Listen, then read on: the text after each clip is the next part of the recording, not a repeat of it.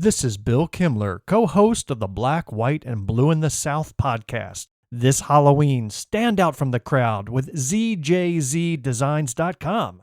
Their brand new limited edition spooky prints are here to haunt your wardrobe in the best way possible.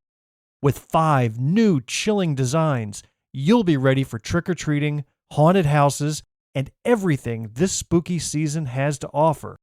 Whether you're getting festive for the holidays or just looking for unique, high-quality designs to up your style game, ZJZDesigns.com has you covered. Shop now at ZJZDesigns.com and discover the t-shirts that'll make you stand out in any season.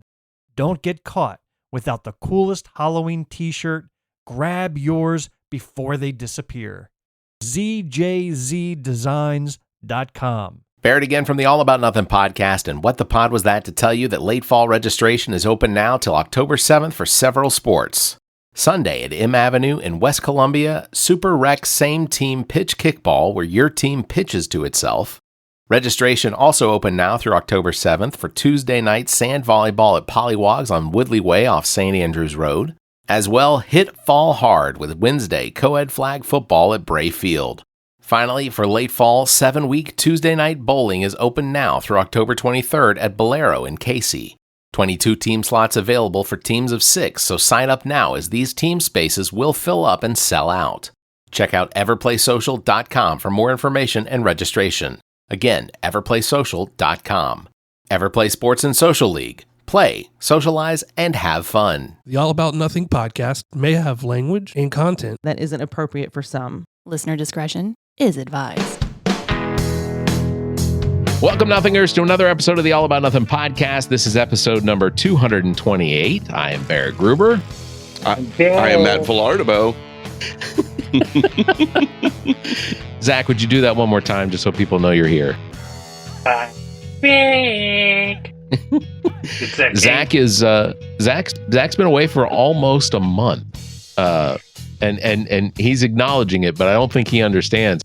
It is almost a month because I recorded 2 episodes of the Hall of Horrors, because one episode, the audio was so crappy that you couldn't hear anybody. And then the second episode we recorded to replace that one, the audio was also not great. I went ahead and published that one anyway after I did as much work to it as I could. But I'm beginning to think that the Hall of Horrors is actually haunted because there was such an immense level of frustration to trying to record there. And then trying to say Hall of Horrors, but he's saying Am horrors. I saying Hall of Horrors? Nah, I mean, I hear horrors. Horrors. I struggle with that word too. My tongue gets like real lazy on that repetitive. He was not in Dolly Parton's brothel.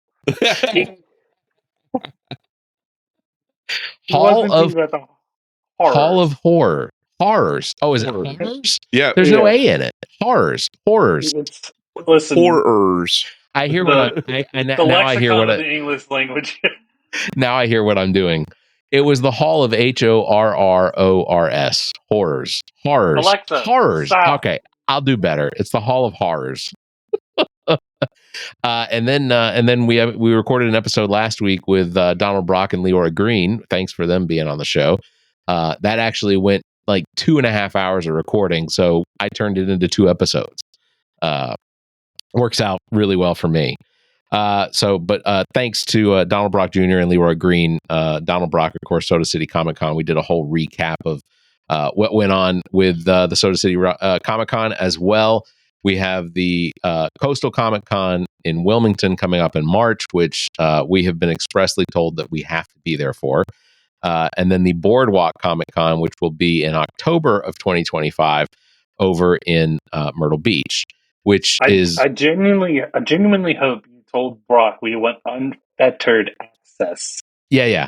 If we have to be there, then the bar is unfettered access. Yeah. I'm also working on trying to get us rooming. So yeah, because I don't want to pay for that. I mean, if we're there as talent, then I feel like they should take care of that, right? Work it into the deal.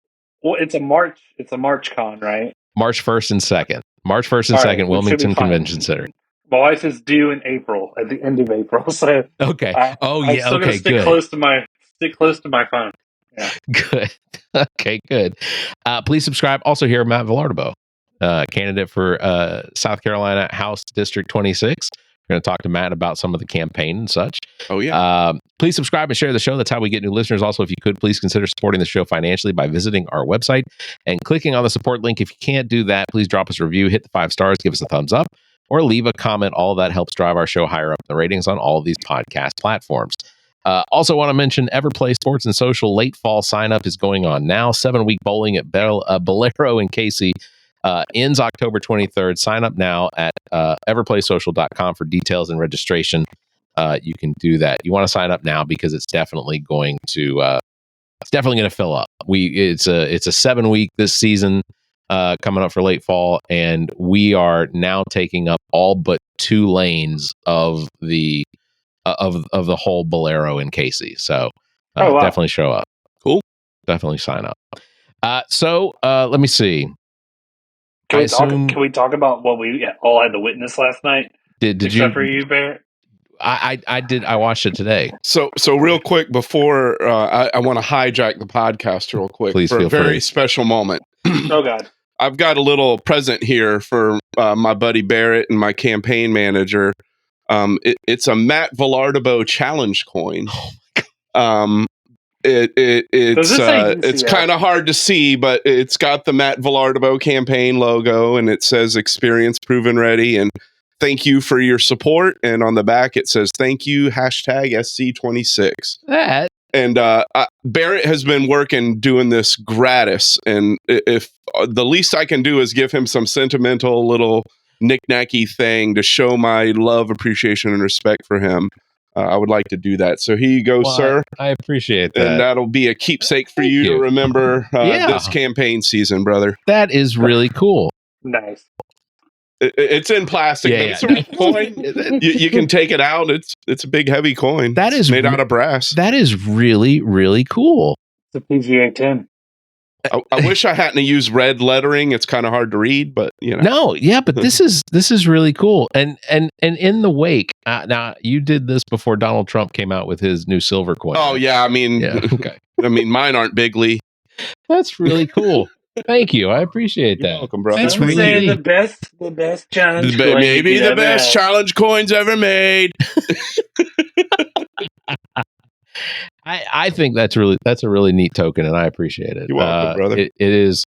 I will admit that sometimes I'll get a text message from early in the morning from Matt, as I've already been on at work for like 2 hours with my offshore, and by the time I get a text message from Matt, I usually read it and go, okay, let me see when I can figure out how when I can do this for him, because it's I'll say you have to keep the website up to date.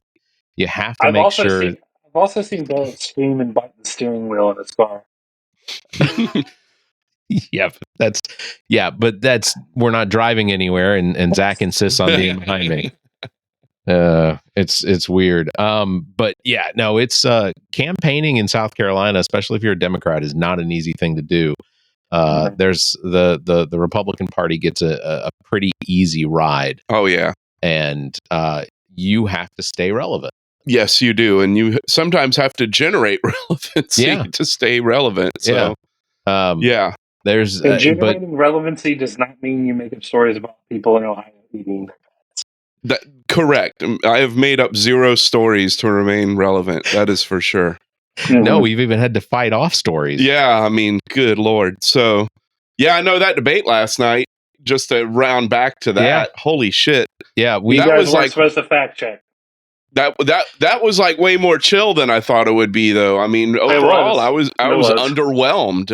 I will. So I'll say this, and I think that, and I still have doubts of J.D. Vance's Republicanism. He is a good actor that fills the role of whatever role it is he's trying to fill. Yeah, and for the last 2.5 years, he's been filling the role as a Republican from Ohio. Well, he had to rub all the crusty shit from Donald's ass off his nose before he went out. Yeah. I, And you know, it started to build up as he spoke. There was Yeah, times where he's just playing the part that he's supposed to play. well, Yeah. and he got picked because Trump knew he would show up at that vice president debate and skirt answering directly if Trump lost the election. Mhm. So this guy wasn't picked for his integrity or like him being like some maverick. He was picked because he had fallen in line and toe the line. Well, and then Tim talked about gun violence and his son being witness to gun violence, and Vance was like, "I'm sorry, your son had to see that." Trump probably goes, "What is he doing?" He's like, "That's called humility and Yeah, empathy." Trump can't recognize what he just saw. Oh my gosh, what did he just say? Why did he? Why? Yeah, I think I suspect that every time that Vance and Walz said, and Vance probably agrees, and Walz probably agrees. Every time they did that little exchange, I guarantee you that Trump was shitting his pants because he doesn't. There's no way that he wants his Republican VP candidate to ever acknowledge that there's any close ties or there's any agreement on cordiality. Yeah, he's it's weird. Red, he's blue. They've done this. Yeah. So make green. Like, why are we doing this? Like, imagine a world where people could agree on things even though they don't align the same way. It used to happen. Yeah, it used to happen all the time. And Tim Walz talked about, the border security, how there was a bipartisan effort to get this bill passed. Yeah. And then it was never really truly attacking J.D. Vance. Came back on things he said, but even it was more like the dude you're running with, the guy holding your leash right now, is the problem. Yeah. That's what he kept pointing to. And when J.D. Vance tried to do the same thing, it kind of came off across hollow.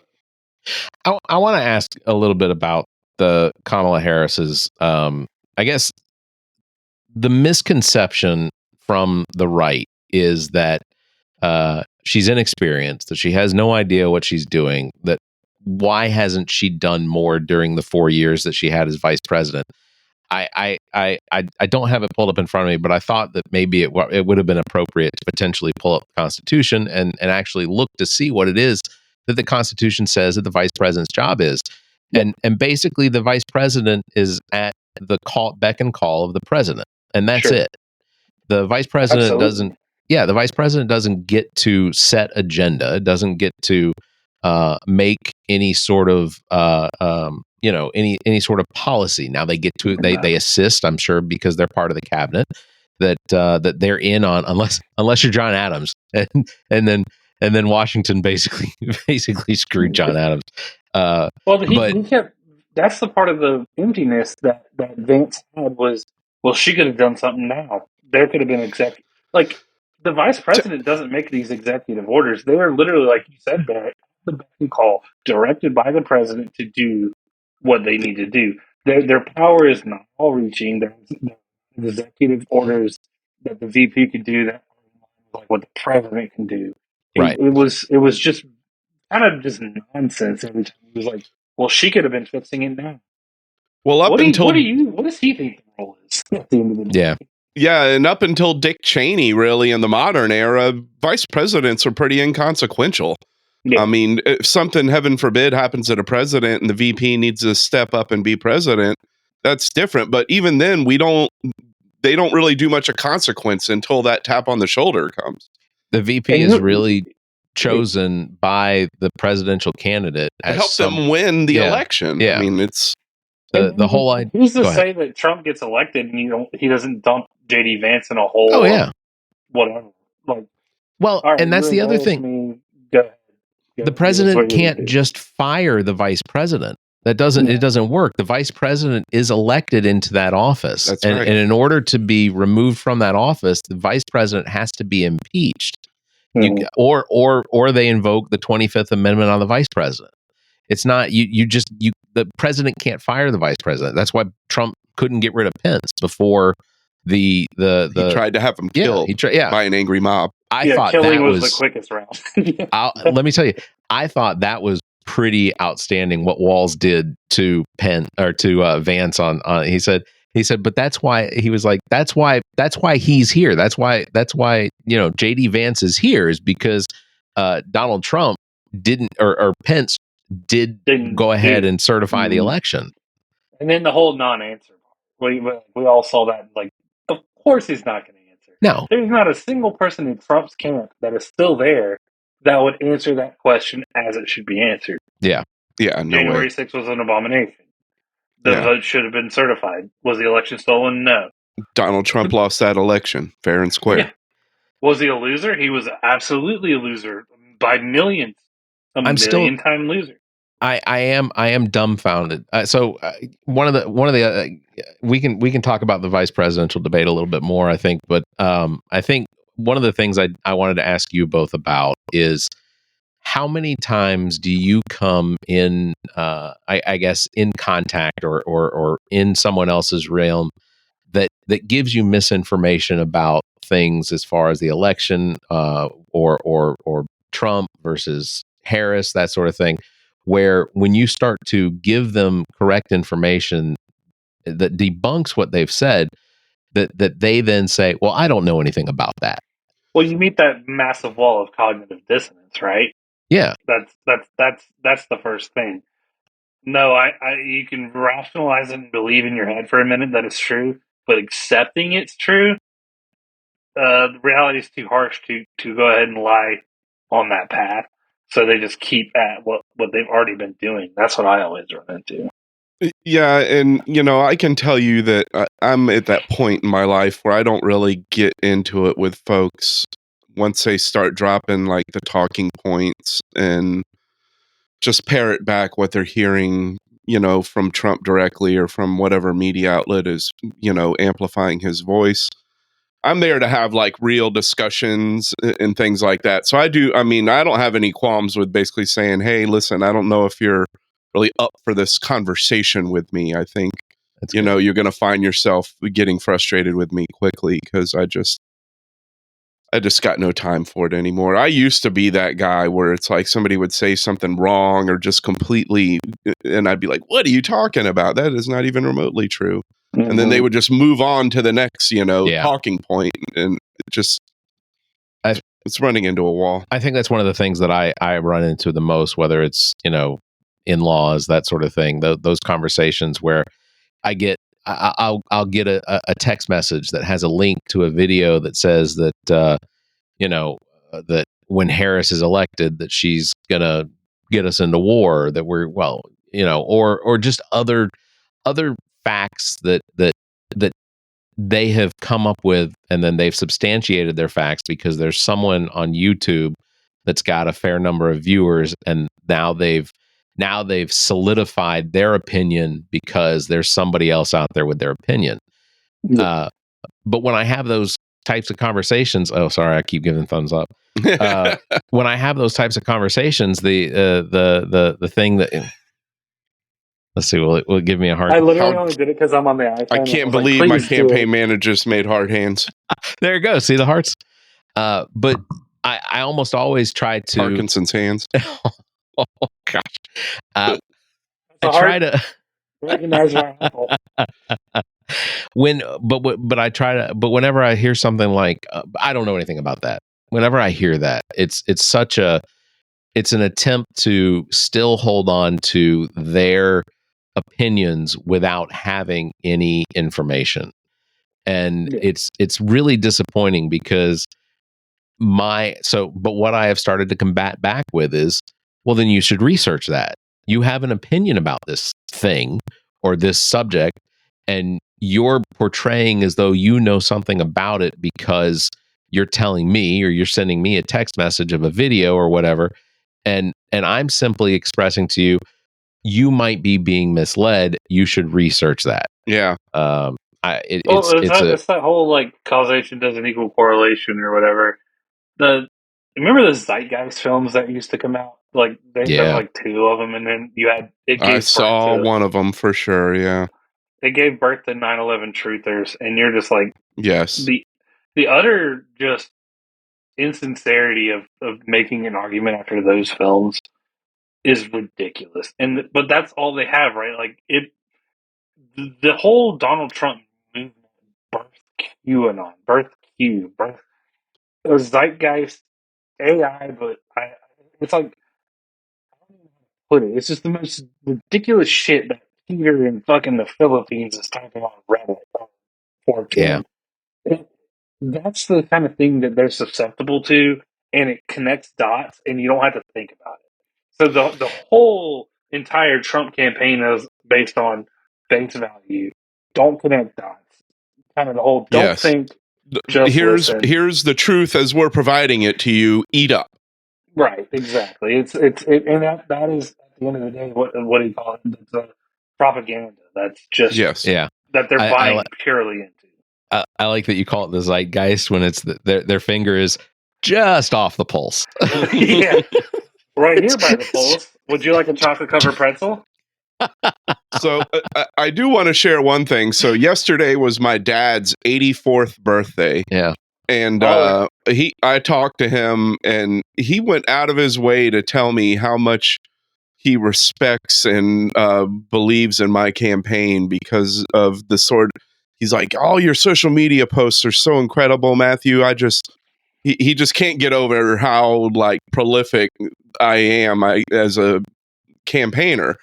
And he just loves to hear what I have to say. He's like, you're so common sense, and you rationalize things like you're trying to explain, why you replace motors, or like my dad does what I do work wise. So he used some technical terms, but it was really touching. I mean, because he's never said anything remotely close to that since I started running for office. That's awesome. And I mean, my dad is like 24/7 Fox News, all in with Trump.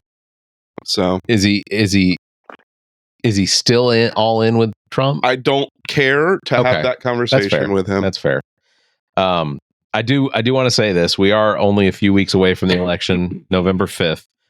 Here in South Carolina, early voting is going to be going live on October 21st. It'll go through November 2nd, which means I think November 2nd is the Saturday before the election. So polls are going to be open on both Saturdays before the election. The other thing I definitely want to make sure everybody knows is they need to check their voter registration, because if you don't know, then you're liable to make things confusing for yourself when it comes to the election.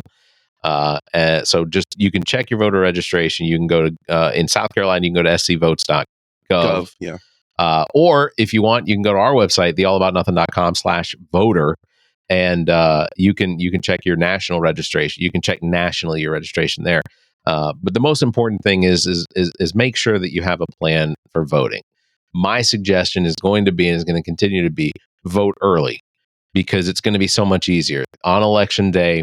I can guarantee you that the voting precincts are going to be slammed. Yep. We are going to see a very large turnout.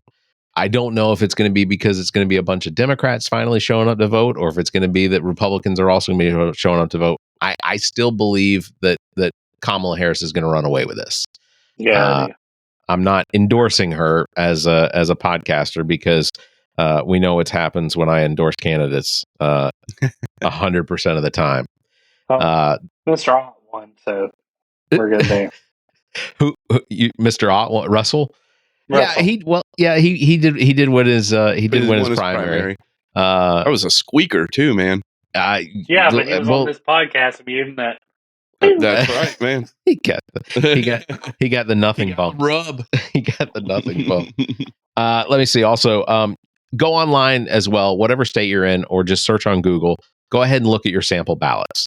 All of the ballots across the country are now ready for people to look at their sample ballots specific to your precinct, so that you know exactly what it is that's going to be on the ballot. So when you walk in there, you know what you're doing. You can go in there, you can vote for the candidates you need to. I think the only thing that's going to hose things up for people is school board, because in South Carolina, that's a nonpartisan position, even though the legislature, the Republicans definitely want to make it a partisan position. But I guess so. The attempt, what you need to do is research your candidates. One of the really nice things, though, is the League of Women Voters in a bunch of the counties, at least here in South Carolina, have actually gone through and researched who the school board candidates are and what it is that they stand for. or we what it gotta is get that they're Ellen running Weaver on. the hell out of that place. Yeah, and I can tell you, like in York County, there's tons of opportunities to like vet the candidates for the various school board positions. There's forums. Tomorrow night, there's a forum for the school board candidates. I've had school board candidates in Fort Mill reaching out to me. There's ways to know. I mean, and Moms for Liberty loves telling you who their people are. Yeah. So, I mean, if that's the sort of future you see for public education, you know, there's ways to know who your Moms for Liberty candidates are because they love telling you about them. Well, at least in South Carolina, we took a big step in that direction by Ellen Weaver enacting the partnership with PragerU. Oh, yeah. PragerU, of course. Oh, what's his name? Don Prager? Is that what? I don't know. I didn't do a deep dive into Prager, just but you know, I love that Representative Jermaine Johnson has asked for, you know, all this freedom of information stuff from her office about this relationship with Prager. And, you know, it's hard sometimes having to read, you know, people supporting this. I know where we live, we have a recently elected state representative who's already sided with the Freedom Caucus, and reading her content as she like takes a victory lap on this PragerU deal is just disgusting. What is look at his name? Y'all are taking away because I'm on my phone recording me. He is an apologist. He's a Christian apologist, and he has been destroyed. So, like, he's the easiest apologist that anyone gets. If he's like, you want to debate a non-Christian, that non-Christian, atheist, whatever you want, will just flatline him every time because he makes no sense. He preaches old world Christianity for the 6,000 year thing. All of it. This cannot. We cannot go to Louisiana standards of public education. Like, it has to stop. Are we worried we're going to bottom out on the list of worst schools in the nation? I remember this is the tailpipe dragging and throwing sparks and making a noise through your neighborhood. Yeah, I remember like saying something on a Freedom Caucus post or something from maybe Josiah Magnuson on Twitter, you know, telling them they have no business, you know, doing these victory laps on education. And his reply was, well, we've gone up 2 spots in the last 10 years. What can we do to mess that up? I was like, oh my goodness. Well, just out of curiosity, because what is something that I guess that our school system here in South Carolina looks at a partnership with PragerU as far as providing the curriculum now for the school systems, public school systems. What is the benefit to the state of South Carolina for something like this? And try to be not objectionable, but try and be, you know, is there a potential benefit? I know what is told is that, you know, it's like they have like financial tools and like money management things that they're going to offer in the schools. So yeah, that. When I was in, I was just going to say when. Okay. No, I was just going to say when I was in high school, I took home ec. I took a year of home ec, and it wasn't just, you know, learning how to bake and learning how to sew. We did do some of that, but a lot of what it was focused on was the ability for you as a high school student graduating, going to college potentially, but basically the idea of going out on your own, you would have the soft skills that you would need in order to balance a checkbook, budget for groceries and rent and things like that. That was really the whole idea of the home ec program. And but I don't think they do home economics in school now. Now they have like a life skills that they're teaching, and I believe that passed just like 2 years ago here. I for me it was Scouts. I went to Catholic school, so there was no way they were going to have home ec at a school in an environment that still was holding on to those like traditional gender roles. So. Yeah. But Scouts I taught the checkbooks in daycare. Yeah. I'm not kidding. Zach had some very irresponsible parents, and somebody had to step in. No, I'm kidding. He was like baby Finster from Bugs Bunny.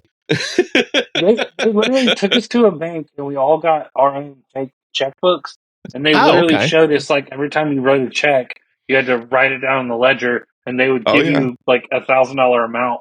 And so we learned, like, if you wrote a check for something, we would all go buy things from each other. And when you wrote a check, you had to write how much it was for, and then add it up into the back ledger. Everybody's seen the back ledger checkbook.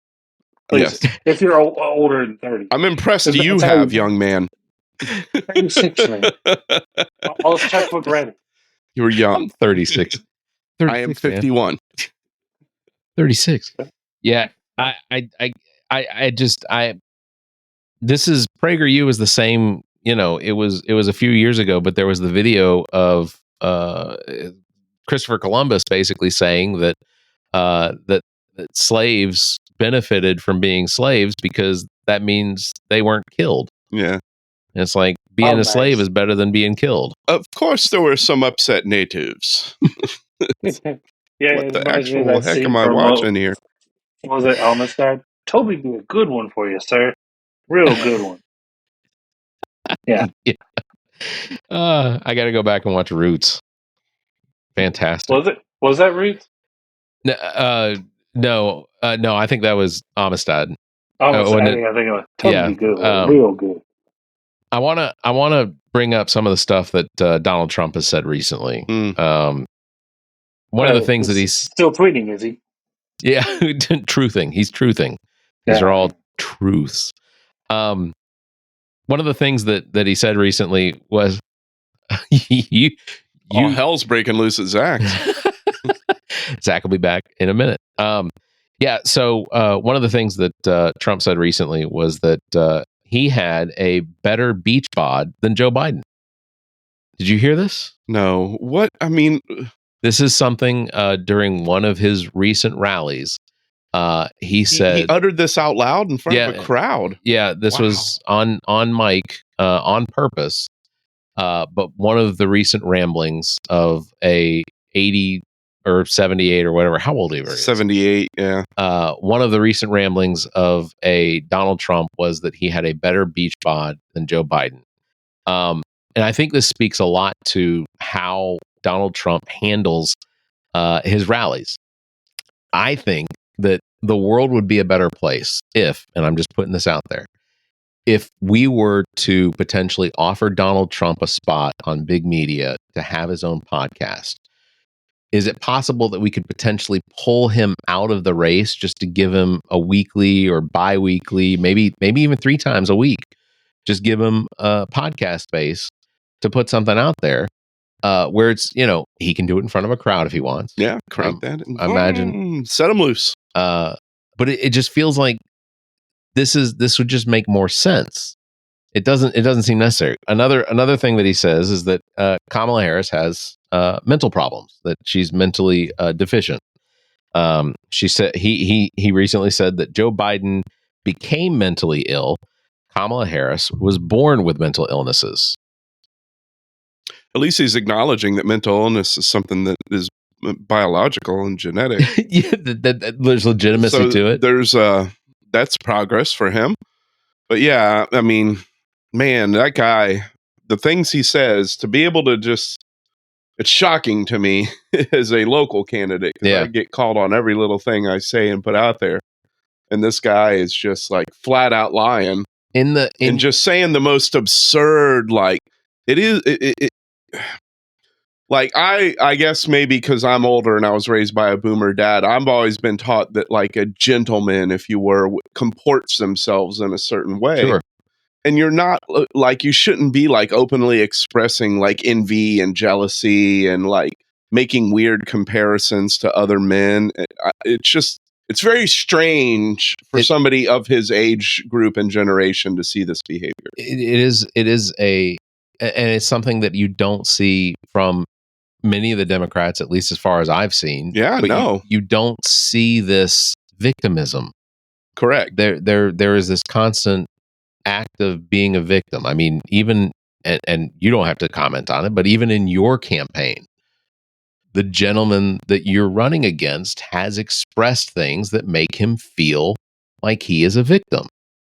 And people put themselves in these positions on their own. You run for office because you feel like there's some good that you can do, and that you feel like your voice carries better than some others, and that you can bring change to your location. But then you have other people that run for office, and then it's woe is me. Why are they coming after me for this? Why are they coming after me? There's on the Republican side, there is this I don't I it, and then even from some of their supporters, there's this act of I am a victim. You're calling me out on things that I said last year or the year before or 10 years ago. You're telling people that I've done these things, and I don't understand that, because when they come after you, or if they come after Vice President Harris, I don't. There's not any of that return. There's no retort that comes back that says, you're hurting my feelings. Why are you doing this? What did I do to you? In your campaigning, done a lot of door knocking. There has been you've canvassed and had some volunteers canvassing. What has your experience been with the canvassing in Fort Mill? It's been great. I mean, I'm fortunate with this election cycle that I only need to go knock Democrat doors. I just don't need to go convince anybody. The numbers are there for us. So it's been positive. I mean, when people are home, they're happy to see me. Most remember me. And most are going to straight party ticket vote. I'm not always the biggest fan of that mentality necessarily, but this election year, it works to my benefit tremendously. So, I mean, the Kamala rub is real.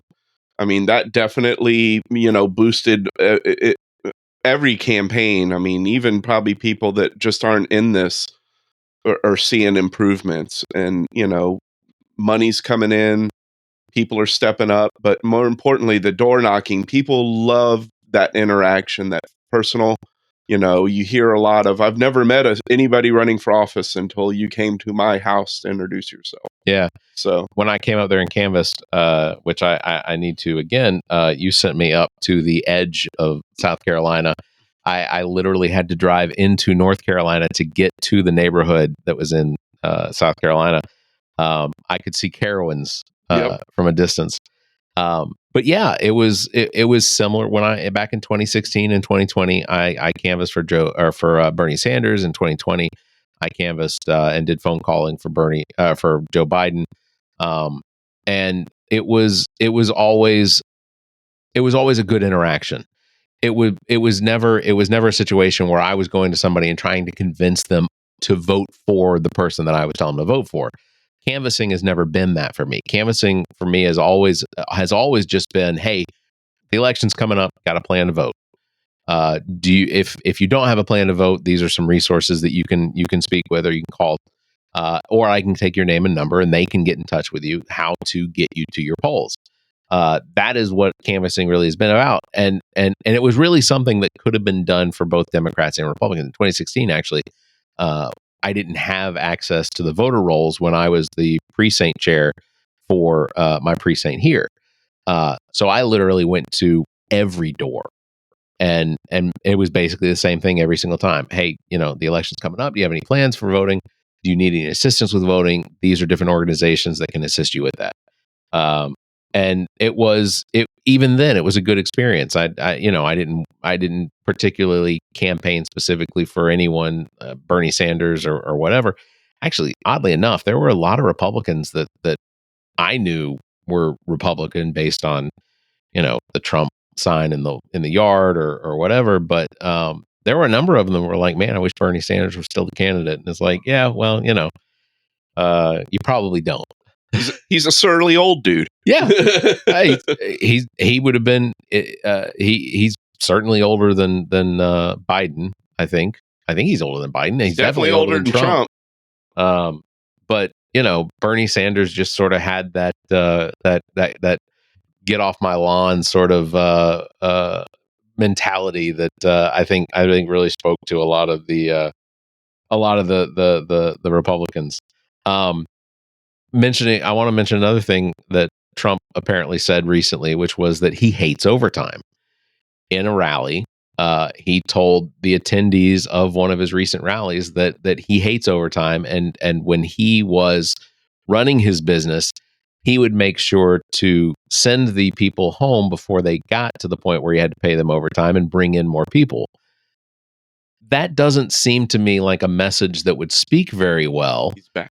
That doesn't seem to me like a message that would speak very well to a lot of his voters. And I guess from you guys, I don't know if you heard me, Zach, but what sort of reaction if you were an hourly employee and the guy you were supporting for president said, "I hate overtime. I hated paying overtime. I would make sure I would force people to leave and then force others to come in so that I wouldn't have to pay overtime." Yeah, no, I mean, this is right in line with him. He's anti-union. I mean, the Republican Party has become so anti-labor. I mean, we're in the middle of a massive port strike right now with the International Longshoremen's Association. They have known for over a year that those guys were working without a agreed upon contract. And, it's going to take intervention from Biden, hopefully in the coming weeks to get this thing straightened out. But, the Republican Party is not the party of labor. They are not the party of working class America. And somehow they have managed to really get their claws into that voter base. And, people voting against their own best interests, like Zach had mentioned, the cognitive dissonance is so real. I just, I know that a lot of this comes from how I am. I run hard as a working class guy and a blue collar kind of candidate. I'm in program management and have a nice engineering job, but I had to work my way there. I didn't just get that. I spent 30 years doing some of the most undesirable jobs a person can do to get to where I'm at. Yeah, you spoke about that on the podcast that you were on that aired yesterday. Yeah. Tell us the name of that podcast again. It's No Shortcuts. Yeah. It's out of Rock Hill. Great podcast with Midas and Fame. Yeah, we're definitely gonna interact with them. We're gonna do that. But I enjoyed it. But you talked a lot about that. How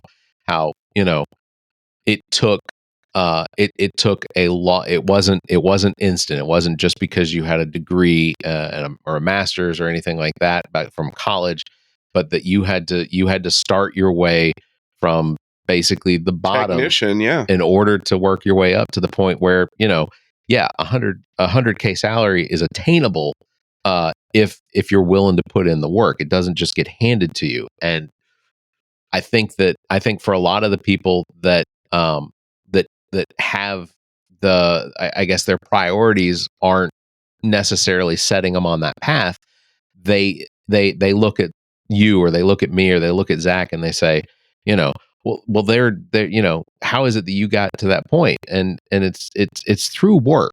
It's getting up every morning. It's putting on your socks and shoes, it's brushing your teeth and going out the door and doing it on days. Your comfort zone. Yeah. And for me, it was sacrifice. I've had to give up stuff that most parents will never know to have to give up, especially when it concerns time with my family. And, you don't get unless you got to sacrifice something if you want to receive. Yeah. And, some people are blessed to be born with the right last name or to be born into some sort of legacy like Donald Trump. But a lot of us have to go make our legacy and make our way and, fill that silver platter up with our own efforts. So this election, I totally agree. Just to echo it, saying Barrett knows at least the struggle that I've gone through when it comes to, all right, you got to prove yourself, or you're at a place where you can't even prove yourself. You're never given the chance. You have the Donald Trump sympathizer type people who are overtime. You better tell me if you're even getting close to overtime. I did warehouse work for over 10, 15 years, and then finally settled into a place where I could found my groove and started hitting it. And that's when I met Barrett. And then started finding just got a new job. I've been gone. Podcast, I've been gone. New job comes along. It Yeah, requires you no, to work a little. congratulations. Listen, I up and lost my job, 5 months ago, 4 months Yeah. ago or whatever, on a Friday afternoon. Like, what? So, I but I got lucky. I'm at that point now in my career where I have a reputation, and 3 days later, my current employer had me in Chicago interviewing me for a job with them. Yeah. Awesome. So, Yeah. I think one of the things that you all discussed on that podcast on the No Shortcuts podcast yesterday, and go check them out. I'll put links in the show notes. They're on YouTube. They record every Tuesday at noon. It's really good. But one of the things that you guys talked about was how you chose Fort Mill. yeah. There's in this campaign and in previous campaigns that you've run, one of the things that you get back as feedback, and I've seen it in the social media, is you're not from here. Speak a little bit to that, because I thought what you said yesterday in that episode was pointed at being so passionate about the situation. Yeah, I mean, so this is kind of where I struggle sometimes, because we were just talking about victimhood, and I sometimes struggle with talking about this because I don't want people to think I'm trying to make myself a victim, but it can be frustrating running in a small town because you do have a big concentration of like born here locals who really don't agree with like leadership by anybody but them. And I combat that. I had to learn over time how to kind of manage that. But it's, my family, we chose Fort Mill. We weren't fortunate enough to be born in that town, no, but we picked it. And like my family is part of the fabric of that town. My wife's a teacher there. Both my kids graduated from the schools there and went on to great life after that. My daughter's serving in the United States Navy. My son is in his senior year at Winthrop University as editor-in-chief of the school paper. I've run for office now 3 times, did a toy drive for one of the poor communities in Fort Mill. I build in that town. I volunteer countless hours at town events. I do roadside trash pickup every year. I often, sometimes say that like Fort Mill doesn't understand that a lot of times they've won like the lottery when it comes to people moving there, not just with my family, but with, thousands of other families. We saw 132% population growth from census year to census year in that town. That far outweighs, anybody born there as far as sheer numbers go. And again, I just think it's kind of divisive to talk that way too. I don't think that's like proactive or a way to like move forward. So, I reject it on every level, but I'm not like mad. I mean, I get it, people, they see themselves as invested in that town because they were born and raised there and they've seen so much in their life of living there. And I get all that. It isn't, I've never been tried to be dismissive of that. I just, on its face value, I don't feel like I've warranted like this dismissal and, like you don't matter sort of treatment based on, the fact I came here from Florida almost 8 years ago. So you had to fight a lot against like the gatekeeping of, Fort Millions. Kinda, yeah, for sure. It seeps in. It's been pretty relaxed over the last about month here, but I mean, we had a flare up of some drama about a month ago that got a little frustrating for me. And you shouldn't like betray your weaknesses, but I will say that, I mean, that is one of the more frustrating things for me to have to deal with is when I'm having to like navigate that, because it takes a certain set of soft skills to like massage that with people and not. Are we talking about the sign? Well, that's totally ignoring any. So, like I tell Barrett all the time, good ideas are good ideas. That's ignoring good ideas. Well, because of where somebody's from. I'll just say the way you've handled every situation has been with absolute grace, and I think just based on the interactions that you've had, I fully believe that let's say somebody who is diehard Republican, that after those interactions with you, I don't know how they walk away from that interaction and not go, you know what? This is the guy that I think should represent me. regardless of party affiliation, like the way you handle those is immaculate. I appreciate that. And I mean, it's tough. And I'm glad I got like you helping me out. And my wife is really great with this. But I mean, even she, I mean, you'll see her social media sometimes. She'll just get really pissed off one day and be like, you know what? I'm tired of y'all treating my husband like an asshole. He's a great guy. And I don't think you understand, you know, the sacrifice he makes to do the things he does. You're not sending her out there to do it, though. No, that's not a thing. So, you know, and yeah, I am inspired by your campaign. The potential is that I'll eventually, I likely will revisit the possibility of running for this district because, as it turns out, our district's represented by a pedophile, allegedly. Alleged, yeah. I'll throw the alleged in there just in case. But he's been seen allegedly at some Diddy parties. But you know, that's I think that your campaign has been run very well, and your messaging is terrific. Matt usually will send me something before he publishes it to look at or revamp it, and I'll be honest, I'm not an English major, but I think that I have a pretty good grasp on grammar and English language and how to use words to not manipulate, but to express something in a way that actually evokes an emotion from somebody. This guy does it. Thank you. And guys, I hate to cut it short, but I'm going to have to go proverbially strangle a 4-year-old. I don't know if he can. Got balloons. I don't know if he can hear it or not. But well, hold on. Let me give you one of these again. We'll give you some hearts. I can't. Mine's not working. Oh, is it for Zach too? What? Oh, it came on. All right, Zach. Thank you very much for being on the show. We'll give Zach some kudos for that later. Good to be back, guys. Yeah. Next week I'll have the internet. Yeah, that's what we look forward to. Is you have an internet. Yeah. All right, guys. Y'all be good. Thank you, Zach. See you, bro. But yeah, I think if anything, that's the one of the things that I take away from that is that your interactions with people, regardless of party affiliations, I think that they have the ability to make someone recognize that because you speak with them you speak with them in such a human way that you have empathy for their situation. Even if it's been in disagreements, there is the way that you have responded has been empathetic to their situation. And I feel like there's such a good opportunity for them to go, that's the guy I want to represent me.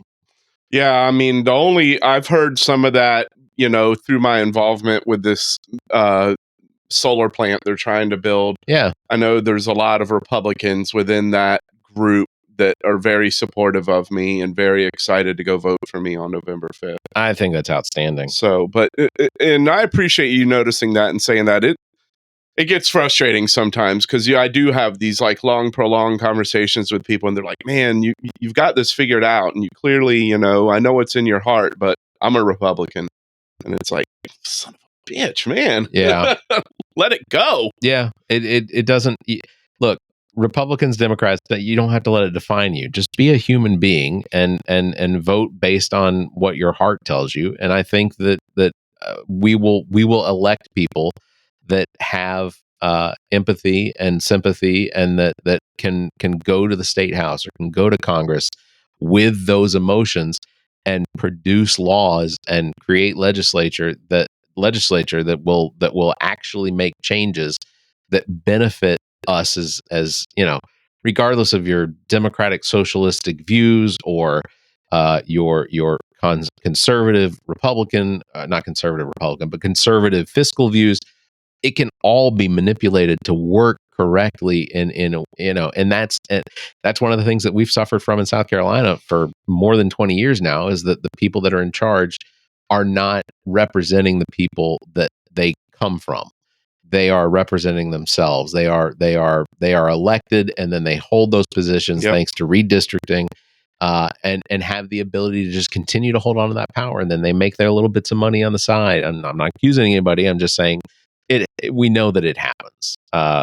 There are those that have been in power for so long that they don't relinquish that power. They make sure that they're right there when the maps are being redrawn to make sure that they cover every neighborhood they have to hold on to it. And absolutely, they benefit from it. And you know, being a House representative that's also, you know, a doctor or a lawyer or something like that, your name carries weight because you get to say I'm Representative so and so. Yep. It isn't. That's not what it's supposed to be about. It's supposed to be about making sure that the people that you represent are being taken care of, and you'll do that. You know, I have the utmost belief that, I mean, one of the things that, and you talked about it on the podcast yesterday, was that you know, when you get elected and when you are in session, you will have to basically become a contractor for your job so that you can continue to work, but that you'll be here in Columbia. I'll need to honor my commitments to the people. Right. Yeah, I mean, and that'll be my priority for that legislative session. Yeah. Is being a legislator. But you'll be putting yourself in a position with your company where your priority is to the position that you've been elected to, and it'll just be temporary. You'll get to go back to being an employee when the session's over, but you know, that's a sacrifice. Yes, there's always that potential. Your employer can go, we're not going to keep your contract. Yeah. And I lose all the what little protections I have as a non-union employee. I lose those as a contract employee. I lose benefits. I lose really everything. So yeah, I mean, but again, you know, this isn't about me. It never really has been. I'm just happen to be the person, not or a person. I don't know. It's hard to explain sometimes, but it's not about me. It's about what I can do and the skills I have and my desire to want to like mentor and like bring in new talent and new leadership. Yeah. To the state and the county. You're under the age of 50. Mm. Now, Matt recently had a birthday that we attended up in Rock Hill, Fort Mill, and that was not your 50th though, was it? It was my 51st. Yeah, I was gonna say your 50th was last year, but that's not the geriatric age of a lot of the representatives in South Carolina. Correct. And I'm a young 51. I mean, nobody ever thinks I look that old, and I certainly don't act that old. No. My wife likes to tease me about it all the time. She's like, that's always your answer when you meet somebody your age, is they look older. Well, you know. Do you tell people that I look older than you? No, you're not that bad. We met somebody when we were in Niagara Falls, I remember, and he was a year younger than me. And my wife was like, oh my gosh. She's like, "Hey, he's a year younger than you." I said, "Yeah, man, I've held up pretty good." I wanted to give you an opportunity because I wanted to take the opportunity. This week, now this episode, of course, comes out. I'm going to release it early, but we recently lost Chris Christopherson. Yeah, God, one of the highwaymen. Yeah, we only got one left. Willie Nelson. Willie Nelson's it. That's it. And that's going to devastate me. I don't know how I may have to take off a week from work. That's going to devastate a lot of country boys and girls. But we lost Dikembe Mutombo. Yeah.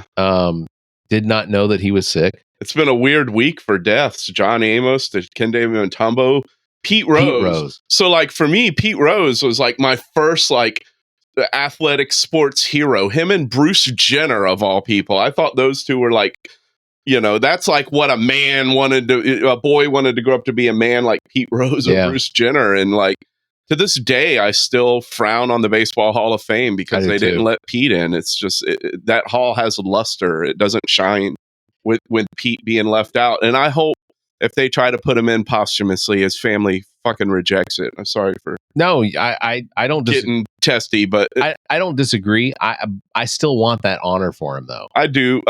So growing up in Tampa when I did in the 70s and 80s, the Reds were still doing spring training in Plant City. Okay. So like we didn't have baseball in Tampa until I was an adult. So I grew up liking the Reds and the Yankees. Yeah. And man, Charlie Hustle was my guy. Yeah. And man, but he's 83 years old. I mean, Pete lived a good life. I mean, he really, he would always be showing up for games. Even though the Reds treated him like garbage, even when his kid played for the Reds, he'd come watch his kid play. Yeah. Yeah. So. Dikembe Mutombo was one that when I was in high school, my mother worked for a gymnastic retail company that had a number of their call service, their customer service and sales force were cheerleaders for the Hawks. And when Dikembe Mutombo was playing for the Hawks, my mother would get us tickets to the Hawks game. We were sitting like second and third row. Nice. Just off the floor. Him and Dominique Wilkins, Dikembe Mutombo, Spud Webb. But like, I still remember standing third row and on the riser, and the riser's like a good, I don't know, we're probably 2.5 feet up on the third row of the riser, and you stand up, Dikembe's still taller than you. Oh yeah.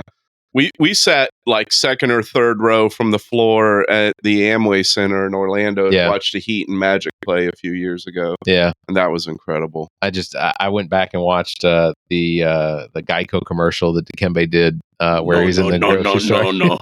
He's like rejecting things. It's such a good commercial. My hope is that they bring it back and just, rerun it sometimes. I don't see a lot of commercials anymore. A loving tribute. It was, but like watching him do that on the court when he'd go up and block a shot or something like that, he'd always just do that finger wag and no.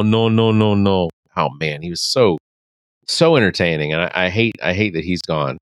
I guess the last thing that I do want to mention is that by the time this episode comes out, the Falcons and Tampa will have played. Tomorrow. Yeah. I don't generally make bets on games. I'll make bets on like double games. Like if Tampa, if the Falcons won both of the games that we play against Tampa in the year, then it's a situation where I'm like, you have to shave your beard or I'll shave my beard. Now I do it too often. I do it too often for that to be valid. Yeah. It would be a big deal if I shaved mine. Yeah. No, and Matt tells me almost every single time he sees me without a beard, he's like, "Why'd you shave your beard?" He's got a great beard. He's got great facial hair. Grow that shit, man. Yeah, and it covers up some of this that's going on the bottom too. I get it. It keeps my turkey neck in check. But yeah, I guess I didn't have anything planned, but I guess bragging rights. So Falcons, if the Falcons beat the Tampa Bay Buccaneers, then I will be willing to find a Tampa Bay Buccaneers jersey and I will take a picture of it and I will put that as my profile picture for the remainder of the season after your election. If you're willing to do the same. Yeah, I can do that. I've got plenty of Falcons jerseys, so you don't have to find one. I can do that. I don't know if I have a Bucs jersey that'll fit you, but you know what? And that ain't a slight. No. But you know, an extra X in your. But you know what? What's funny about that is that I did lose a bet several years ago where Georgia Tech and Clemson were playing. Clemson beat Georgia Tech, which they normally do, but it was a close game. Georgia Tech could have won it. I did have to wear somebody else's Clemson jersey, and it was a size medium. And that was the picture that I took. If I can find that picture, I'll send it to you. But it was I was a little bit more svelte back then, but it was still a very tight fit. I don't know if I could get my big ass head through a medium neck hole. It was there. I know there's a picture of it somewhere. Because it was, like I said, I was a little bit more svelte then. Oh yeah, I'll get myself down to it, but it was entertaining. So if you're willing to, we'll do that bet. Yeah, let's do it. All right. So if the Falcons win both games in the season against Tampa, and then vice versa, if Tampa wins both games in the season, then we'll switch jerseys or whatever. We'll do that. All right. We'll shake on it just because. Yes, sir. That seems most appropriate. All right, Matt. I really appreciate you. Oh, please go ahead. You got something? You got 7 questions for me. We haven't ever done your 7 questions. That's Holy cow! Right. Well, then I have been waiting for 7 questions. I can't believe we haven't done that before. I am ready. You're gonna go to the phone just to make sure. Well, I'll need to look up what I googled. Oh, okay. All right. Well, then I'll go ahead and get started.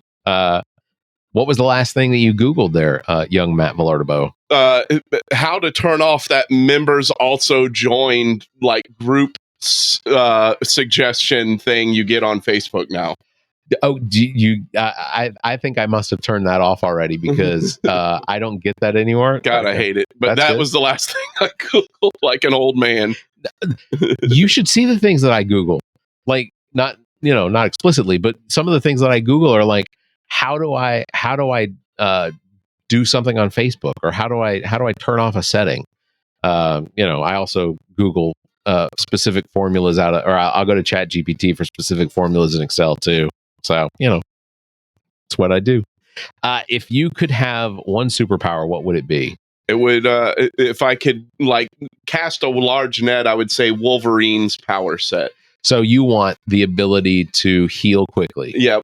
Do you like the metal adamantium? Nah, that's not really his power set. No. So additionally in his power set, he has like the heightened senses and stuff too. Yeah. So I think I would take, the Wolverine package. I think I got a lot of work to do. So if I can like live some extra years with the healing factor, I can get a lot done. The healing factor also makes him very fit.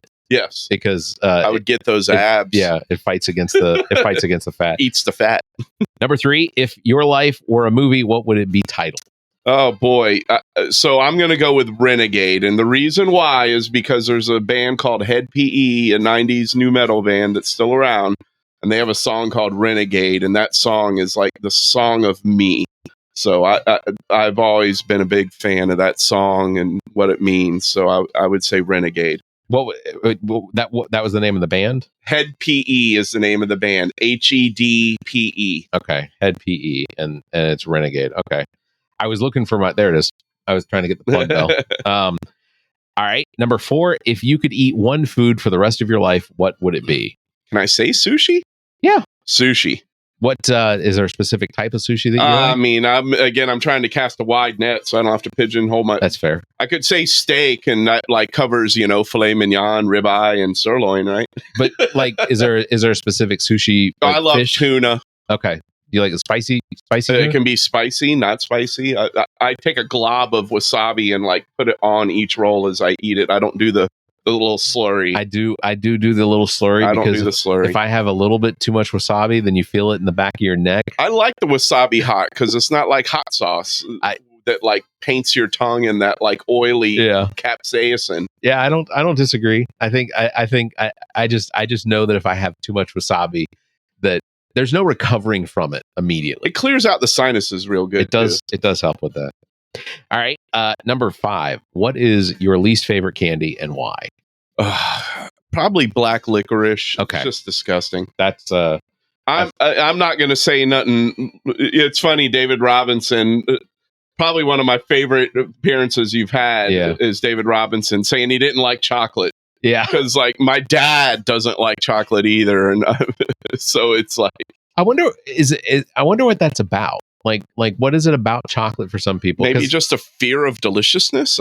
Oh, well, that's like Emily Mayer doesn't like chocolate and peanut butter combined. Oh man, my wife is like goo for that. That's like her favorite combo. It's some of the best peanut butter. And for the life of me, like I think I asked her, I was like, if your husband comes home with Halloween candy and like it's just all like chocolate, like Reese's peanut butter cups, what do you do? Like, I don't eat it. I can't. I mean, I like that stuff too. That is so foreign to me. It just doesn't. Yeah. It doesn't make sense. All right, number 6. What is one strange or unusual talent that you have? I have a photographic memory. Do you? Yeah, and people love that about me. As far as being a politician, that's very handy to have. Yeah. People are like, "Wow, good job," So one of the. But how does that counteract with the Parkinson's? Because I know that with it doesn't at all. Because I know with some people that have Parkinson's, cognitive can come later, but for me, I don't have much cognitive at all. So that's good. That's good. All right. Number 7, and also photographic memories. So mine is almost photographic, but I also have, I think it's endemic. I'm forgetting the word. So clearly, the dementia is offsetting the memory. Last question, number 7. if you could have dinner with any 3 people, dead or alive, who would they be? So I'm going to go with what pretty much everybody else has said for number 1, and that's Barack Obama. Okay.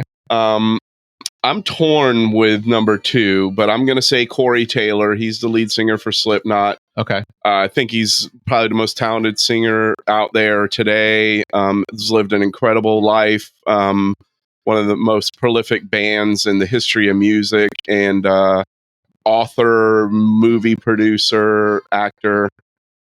So Corey would definitely be at that table, and then I'm going to say Dusty Rhodes would be number 3. Okay. Son of a plumber, baby.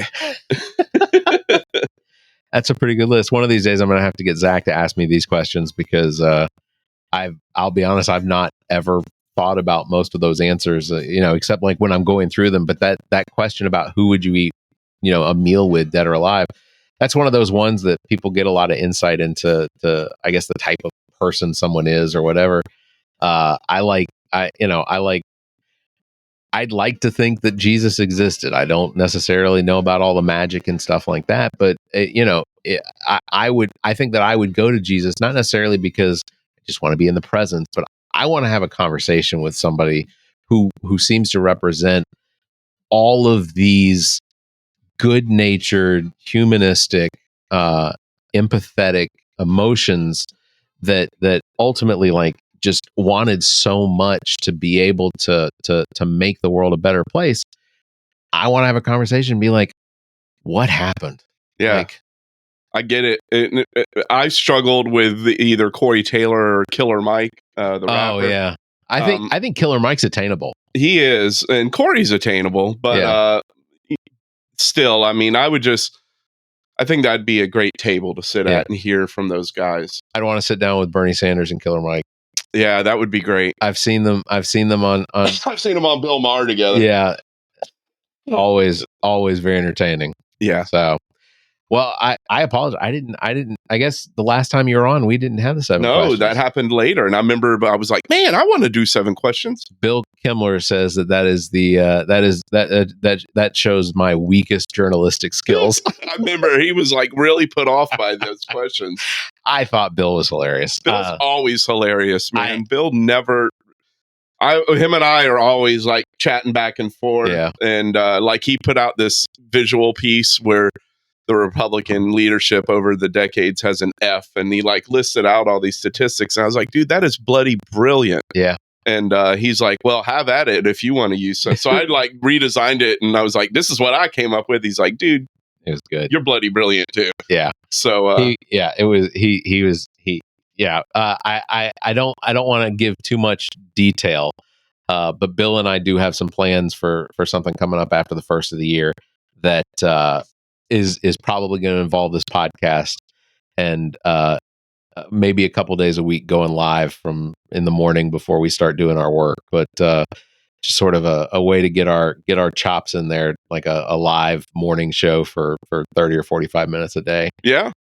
So that's something potentially to come. You could will you be like a morning zoo, crazy nut hut? No, it'll probably. Hey, this is Barrett in the morning coming at you from Columbia. It's very likely that we will not report the weather because the weather is one of those things that I just gripe at every time I hear somebody doing the weather on the radio.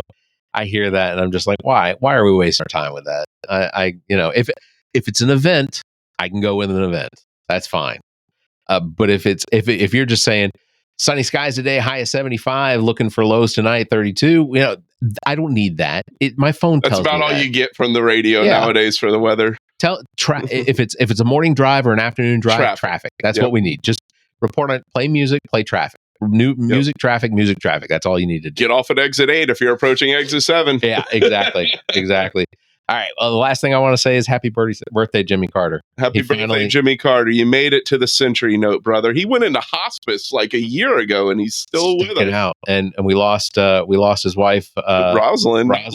After we lost her earlier this year, and he has hung around. I think he's hanging out to make sure we get this right. Well, ultimately, somebody said that he was sticking around just long enough to make sure that he could cast his vote for the first woman president. And I think that's admirable, and the fact that he's able to do it. I know I tell this all the time, but I'm 45 this year, so it was 26 years ago that I was doing volunteer work for Habitat for Humanity in Atlanta. There you go. And got to shake Jimmy Carter's hand twice. Wow. And he'd be out there swinging a hammer or moving, or carrying wood. And granted, he was 80 or 75 at that point, but this is a man that has been in service to this country for better than 60, 70 years. And you talk about answering the call to serve. I mean, Jimmy Carter has answered the call to serve. And he's one of those Democrats that even aged Republicans that I know have expressed that he was a good representative. He was a good president. That you could tell he was honest, that he used his hands to get where he was at. Yep. So happy birthday to Jimmy Carter. Happy birthday, President Carter. I wish I could shake his hand again one more time. Yeah. With the step up in security, Secret Service, I imagine they're probably not going to let me get very close. No. So, all right. That is going to do it for episode number 228. By the way, the Secret Service isn't necessary. Y'all can stop visiting my door. Thank you very much for Zach being able to show up. I'll just say Zach has been suffering the last couple weeks. I know we talked about it, that Zach was in Greenville for his new job for 2 weeks. So he missed a couple episodes there. But then Hurricane Helene came through, and he was without power for the better part, actually since the storm up until yesterday. So even here in Columbia, there are neighborhoods that are still afflicted. Almost all points west of here are still have thousands and thousands of people without power. We have friends that have property up in Chimney Rock that no longer have property. Yeah, I've got an aunt and uncle in Boone. They fortunately live up on a mountain. They were able to escape most of the flooding damage. Yeah, but they just got power back this morning. So, but the rest of Boone, it's bad, y'all. Yeah. It's tough to see for somebody who spent so much time up there. I also want to shout out to the Casey West Columbia JCs. They host the the Hall of Horrors. I said it right that Horrors. time. They host the Hall of Horrors in down here in Casey off of Walter Bryce Road. But I did talk to Shelby earlier this week. They were on their second trip up to Chimney Rock with gasoline, with water and food supplies that they had been taking up there, that the state of South Carolina, the JC's organization in South Carolina, has been collecting to take up to different locations in North Carolina to help with some of the victims that have been created. So awesome. Shelby, O'Shawn, Alex, the world thanks you for everything that you all are doing, and the JC's organization. So Hall of Horrors is open up Saturdays and Sundays through the remainder of October. So make sure to go check that out. Again, Matt, thank you very much for being on here. Matt Vilardebo, mattv4sc.com, still taking donations. Volunteers can come out and canvas as well. If there's any donations that people still want to make, the campaign definitely needs it, because now it's time when the big bills are due. Yeah. So check that out, Matt V4SC. You can follow him on social media as well. All the links there are on the website. I know, because I put them in there. Also, I guess the last thing I want to say is go Falcons, because shitbirds. Yeah. It's gonna be. This Thursday, which we'll have already happened by the time this comes out, is going to Tampa is obviously between Tampa and New Orleans. Those are the two teams to beat in the Southeast, and it's not going to be easy. And I'm hoping that the Falcons are not so young with their staff that they can do it. I mean, Kirk Cousins is obviously raising the age bar. Yeah. But that's it. We'll see how it goes. All right. Again, thanks, Matt, for being here. Thank you, sir. And driving all the way down from Fort Mill, because I imagine you got some things done, though. Yep. Went to SDC, South Carolina Democratic Party headquarters, met up with a couple of them, and talked about some things we're trying to work on. Perfect. All right.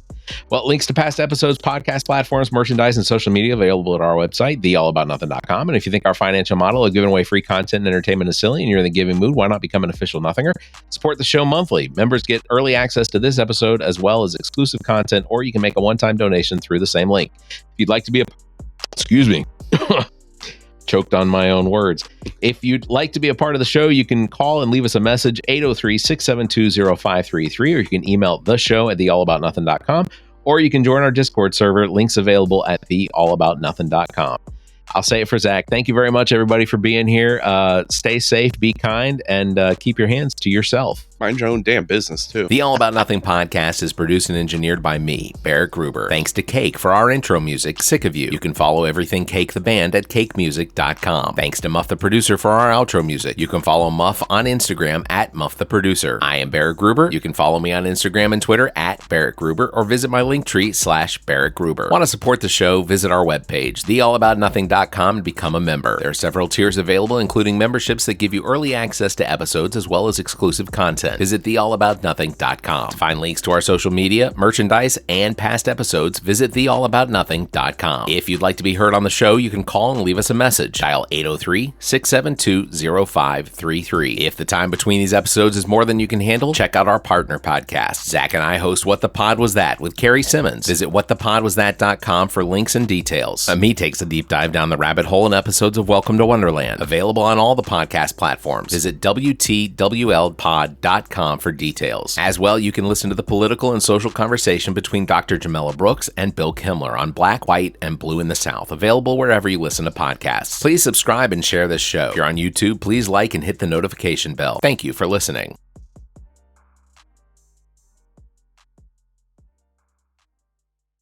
The preceding podcast is a product of Big Media and copyright 2024, all rights reserved.